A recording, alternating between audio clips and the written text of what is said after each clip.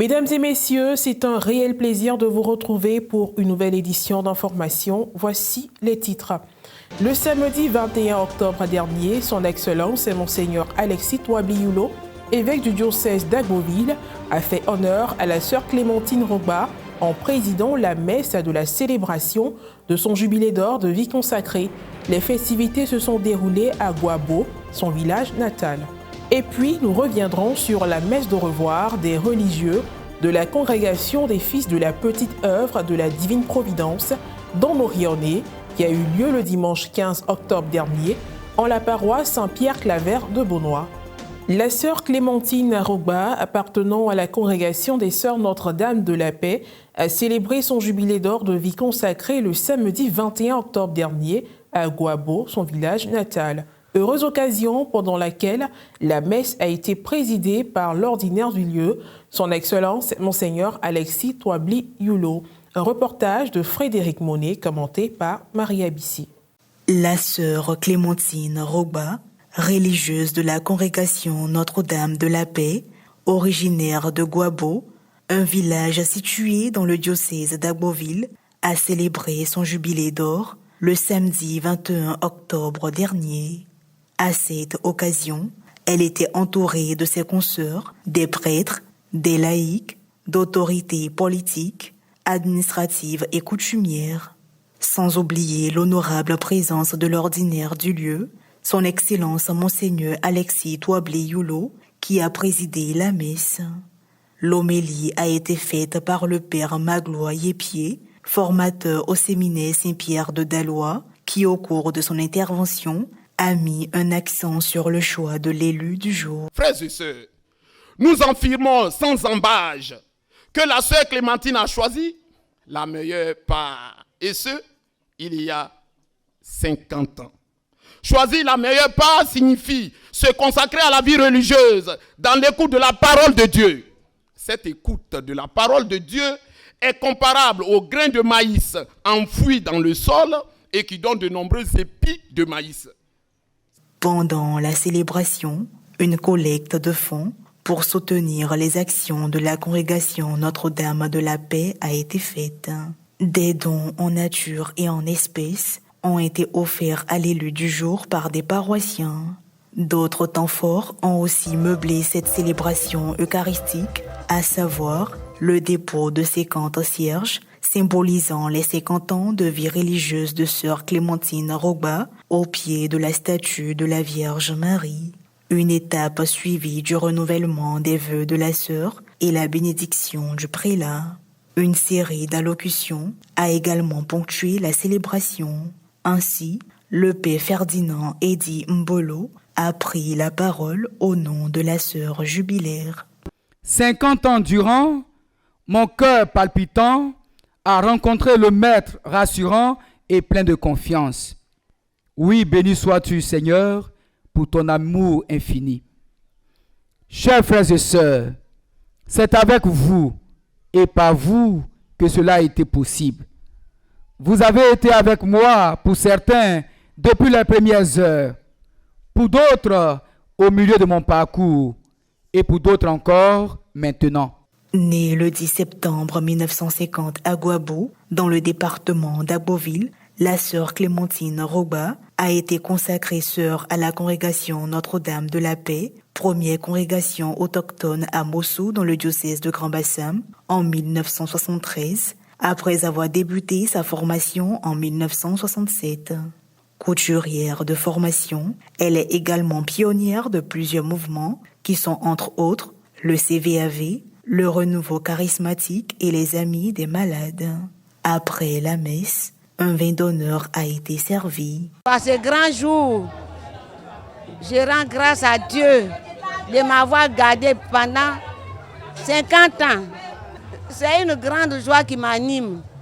Et voyant tous ces peuples-là qui sont venus m'entourer, je rends grâce à Dieu. Nous célébrons aujourd'hui les 50 ans de marche avec le Christ dans la vie religieuse de la sœur Clémentine Rogba, fille du village.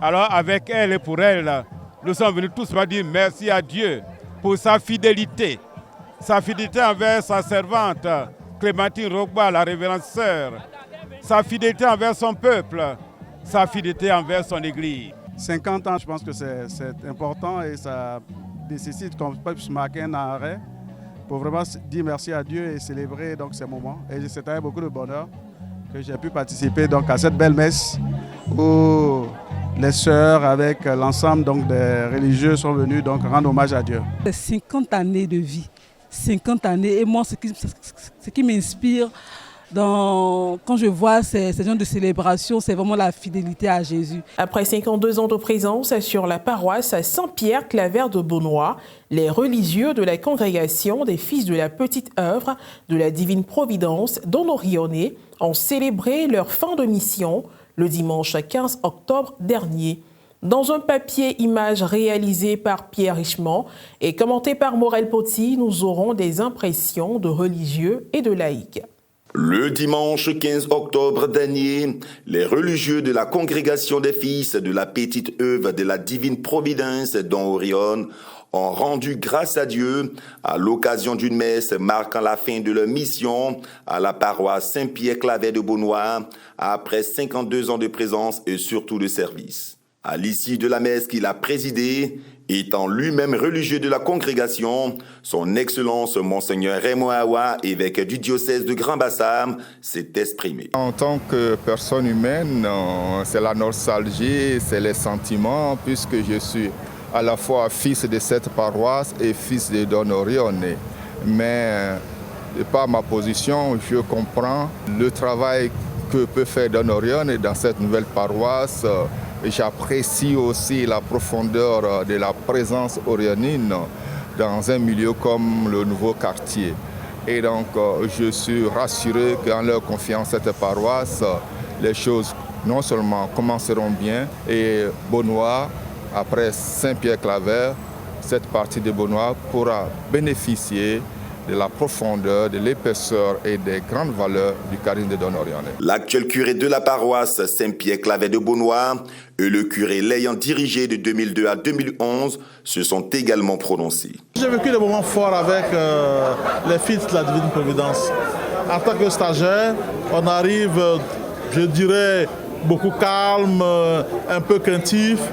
Mais du coup, ils ont enlevé véritablement tous ces sentiments en moi. Et ils m'ont fait comprendre que tu vises un idéal et voilà les âmes qu'on te donne. Et il m'a appris à s'abandonner et il m'a appris à penser d'abord aux autres avant soi. Ce qui fait de moi, peut-être dans le physique diocésain, mais dans l'esprit Don Orionnet. De continuer la route que nous avons ouverte, c'est-à-dire se mettre au service des autres, d'abord en pensant à leurs âmes, deuxième chose, pas les âmes seulement, mais chercher de créer des réalités qui aident l'esprit à se développer encore plus. Les réactions des laïcs ont aussi été prises. Ce sont des émotions qui s'entrechoquent, à la fois la joie, à la fois un peu de tristesse, parce qu'il n'est pas du tout aisé de partager 50 années d'existence avec une personne et de la voir se retirer, même si elle n'est pas loin. Ils n'ont pas manqué de nous accompagner dans tout ce que nous faisions. Autant toutes les fois que nous nous approchons, ils répondaient favorablement à nos préoccupations. Et puis, pour terminer, l'organisation non gouvernementale Lofi et Josa événementiel a visité les élèves de Folanfokaa le 8 octobre dernier. Les membres de l'ONG sont arrivés les bras chargés au grand bonheur de la communauté chrétienne villageoise, des élèves, des directeurs des écoles préscolaires et primaires du village. À l'issue de la rencontre marquée par la célébration de la parole et la remise symbolique de kits scolaires par le fondateur de l'ONG, les bénéficiaires ont bien voulu se prononcer. Je suis heureux de faire ce témoignage parce que l'année dernière encore, mon école, l'école privée Titimtia de Niakara, en a été bénéficiaire. Nous avons reçu une quantité de livres non négligeables qui ont permis à certains de nos élèves de pouvoir mener à bien leur année scolaire. Merci beaucoup à l'ONG qui a donné les dons aux enfants. Vraiment, que Dieu bénisse l'association et que vraiment d'autres personnes puissent penser aussi à faire pareil. Dieu merci aux tontons et tantis. Et voilà qui marque la fin de cette édition d'information. Merci de l'avoir suivi, que je veille sur nous. À très bientôt.